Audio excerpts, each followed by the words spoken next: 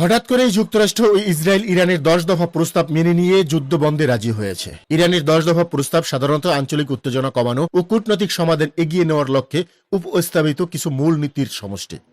বিভিন্ন সময় প্রস্তাবের ভাষা ভিন্ন হতে পারে, তবে মূল বিষয়গুলো সাধারণত এরকম: 1 নম্বরে তাৎক্ষণিক যুদ্ধবিরতি, 2 নম্বরে বেসামরিক মানুষের সুরক্ষা, 3 নম্বরে মানবিক সহায়তা প্রবেশ নিশ্চিত করা, 4 নম্বরে অবরোধ ও নিষেধাজ্ঞা শিথিল করা, 5 নম্বরে আঞ্চলিক সংলাপ শুরু, 6 নম্বরে বিদেশি হস্তক্ষেপ বন্ধ করা, 7 নম্বরে আন্তর্জাতিক আইন মেনে চলা, 8 নম্বরে শরণার্থীদের নিরাপদ প্রত্যাবর্তন, 9 নম্বরে রাজনৈতিক সমাধানের পথ খোঁজা, 10 নম্বর পুনর্গঠন ও উন্নয়ন সহযোগিতা। সংক্ষেপে এই প্রস্তাবগুলো মূলত যুদ্ধ থামানো, মানবিক সংকট কমানো এবং কূটনৈতিক আলোচনার মাধ্যমে স্থায়ী সমাধান খুঁজে বের করার উপর জোর দেয়। ইরানি কাউন্সিল আরো যোগ করেছে, তেহরান আলোচনায় সম্মত হলেও তারা আমেরিকান পক্ষের প্রতি সম্পূর্ণ অবিশ্বাস নিয়েই তা করছে। তারা জানিয়েছে ইরান এই আলোচনার জন্য 2 সপ্তাহ সময় দেবে এবং উভয় পক্ষের সম্মতিতে এই সময়সীমা বাড়ানো যেতে পারে। কাউন্সিল আরো সতর্ক করে দিয়ে বলেছে, শত্রুর সামান্যতম ভুল হওয়া মাত্রই ইরান পূর্ণ শক্তি দিয়ে জবাব দিতে প্রস্তুত।